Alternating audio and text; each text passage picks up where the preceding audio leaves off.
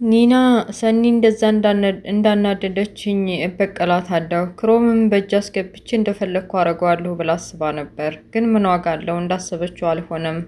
ሰኒ ሁኔታውን ያረገችውን ነገር ሰምታ በቃ እዛው ድቅድቅ አርጋ ደብድባታለች። ክሮምና ጽናት በቃ እንደ በፊቱ እንዲህ ነው ብሎ መጨቃጨቁ ሁለቱም ስለሰለቻቸው ትንሽ ጎን ለጎን ቁጭ ብለው ራሳቸውን ካዳመጡ በኋላ የሆነ ነገር አድርገን መታረቅ እንዳለባቸው አስበው ታርቀዋል። አሰላሙ አለይኩም ወራህመቱላሂ ወበረከቱ። ውድና የተከበራችሁ የመሪም ኤንድ ማይ ብሮ ቤተሰቦች በያላችሁበት ሰላማችሁ ይብዛ። ሙስሊም ክርስቲያን ወገኖቼ ሰላም ብያለሁ።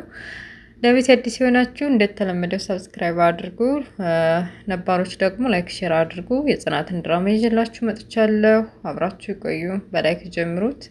ድራማው ሲጀምር ናሆም ነበር እጇን ስትታጠብ ከዚህ በፊት ቃል ኪዳን ያሰረላትን ቀለበት አውልቃ ረስታው ክንች ወደ ሳሎን ልብስ እያጣጠፈች ነበረ።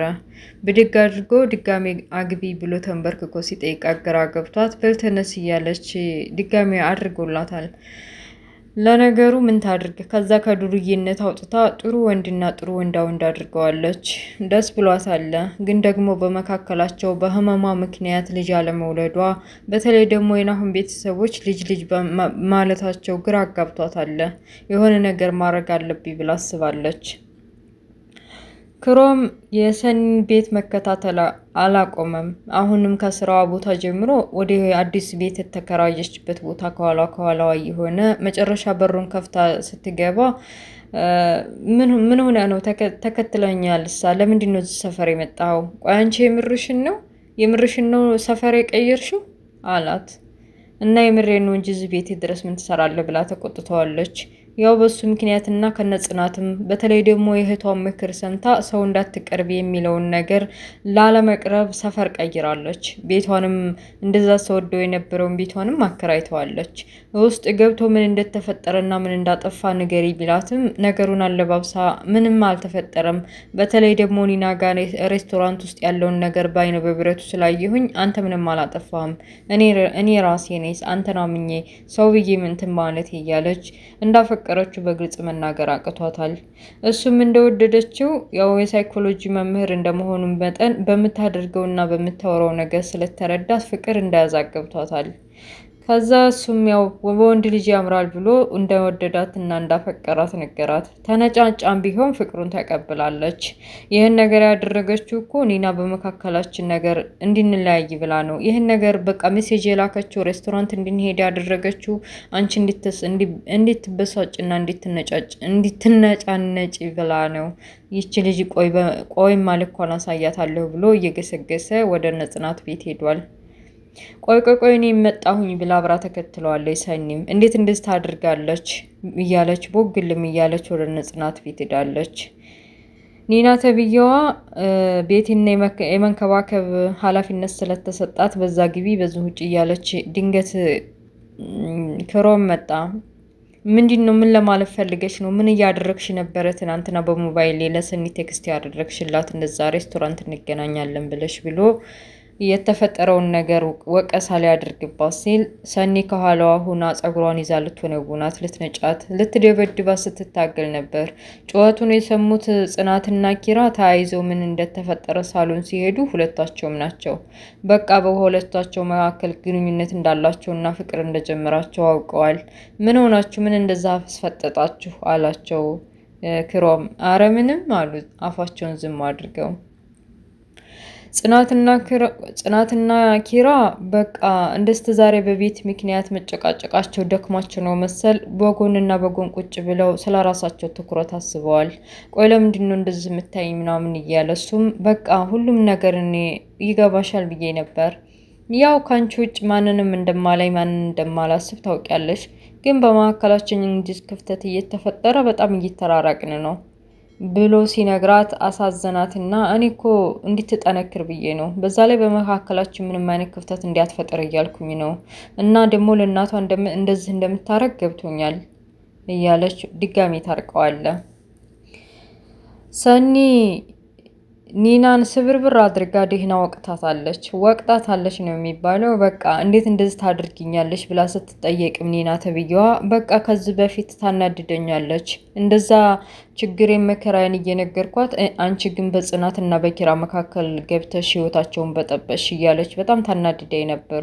በቃ ልበቀላ ብዬ ነው በክሮም ስልክ እንደዛ መልእክት የጻፍኩት ብላ እውነቱን ተናግራ በቃ ወየው ወየው እያለች የተመታቸውንም እያነካከሰች ነበረ። አይዞሽ ብለዋታል እነ ጽናትም። እንዴት እንደዚህ ታድርጊያለሽ አንቺስ ብትሆኒ ድፍረትሽ፣ ሰኒ እኮ በክብሩ አትደራደርም እያለች ጽናትም እንደ እህትነት እየመከረቻት ነው። ሰኒና ክሮም ፍቅራቸውን ስለተገላለጹ ጥሩ ሁኔታ ላይ ናቸው። ምሩ በቃ በናሆም ቤተሰቦች መካከል ያለውን ችግር ለመፍታት እኔ ግዴታ ማርገዝ አለብኝ፣ መውለድ አለብኝ። በተለይ ደግሞ የናሆም እናት ለልጅ ያላት ቦታ በጣም ተንሰፍስፋለች። ስለዚህ ናሆምን ቢሆን ግዴታ እኔ ጋ መኖር የለበትም፣ የሆነ ነገር ማድረግ አለብኝ ብላ አስባ መድኃኒቷን መቆጣጠር አቁማ አርግዛለች። ከፋርማሲ ቼክ ማድረጊያውን አምጥታ ቼክ ካደረገኝ በኋላ ማርገዟን አውቃለች። ከኋላዋ ድንገት ናሆም ሲመጣ የቼክ ማድረጊያውን ሲያይ አበደ። እንዴት እንደዚህ ታደርጊኛለሽ? እኔ አርግዢ ብዬሻለሁ? እኔ ልጅ ፈልጋለሁ ብዬሻለሁ? በቃ እኔን ጥሎ ለመሄድ እንደዚህ ምን አስቸኮለሽ አላት። ምክንያቱም ልጅ ካረገዘች ስትወልድ የልብ ኬስ ስላለባት ያው መሞቷ ነው እና እኔን ጥሎ ለመሄድ እና ለመሞት ምን አስቸኮለሽ? እንዴት እንደዚህ ታደርጊያለሽ? ብሎ በጣም ተናዶ ከቤት ውጭልኝ ብሎ አባሯታል።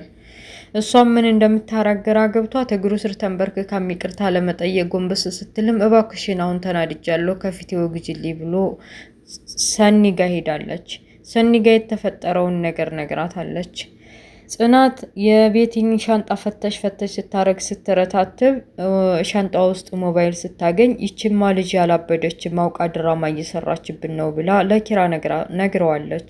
ኪራም እና እሷም ሁለቱም ማፋጠው ሲይዟት እሷ እንዴት ተለመደው እንደዛው እንደብድ እየሰራት እኔ ብዳ አይደለሁም ብላ ጩኸቷን ስታቀልጠው ጥለዋት ወጥተዋል። ቆየ ሰኒና የክሮም ፍቅር እንደዚህ ነው፣ እስቲ እውነቱን ማወቅ አለብኝ ብላ ጽናት ከሰኒ ቤት መታ ስለ ፍቅር ስታነሳባት እንዳጋጣሚ ሜሩ ደወለች። ቆይ ሜሩ ደወለኝ በር ልክፈትላት ብላ በር ለመክፈት ወደ ውጭ ወጣች። ነግቢ ሰላም ተባባሉ። በኋላ የተፈጠረውን ነገር ማውራት ጀመሩ። በተለይ ደግሞ ስለ ሜሩ ሁኔታ በጣም ልቧን እንደሚያማትና በተለይ ካረገዘች ከባድ ችግር እንደሚጠብቃት ጠንቅቃ እያወቀች ለምን እንዳረገዘች ጠይቀዋታል። ግዴታ ነው ማርገዜ፣ ምክንያቱም የናሆም እናት በጣም ልጅ ይፈልጋሉ። በዛ ላይ ደግሞ ናሆም ከአባቱ ጋር ተጣልቷል። ቢያንስ እንኳን ልጅ ከተወለደ በኋላ ምናልባት ይታረቁ ይሆናል እና ደግሞ አሁን ከሱ ጋር ተጣልቻለሁ፣ በጣም ተቀይሞኛል። ስለዚህ የሆነ ነገር ፍጠሩና ያው መልሶ እንዲታረቀኝ ለማድረግ ያክል ነው። ለክሮምም ነገሩትና በቃ እንደሆኑ ተረግዟል፣ አርግዣለሁኝ እሺ ብሎ አምኖ ተቀብሎ ለሁሉም ነገር ለፈጣሪ መስጠት ነው ብላ በዚህ ዲስከስ እያደረጉ ድራማው እዚህ ላይ ያበቃል። አይመሩ በቃ የልብ ኬዝ ማለት ከባድ ነው።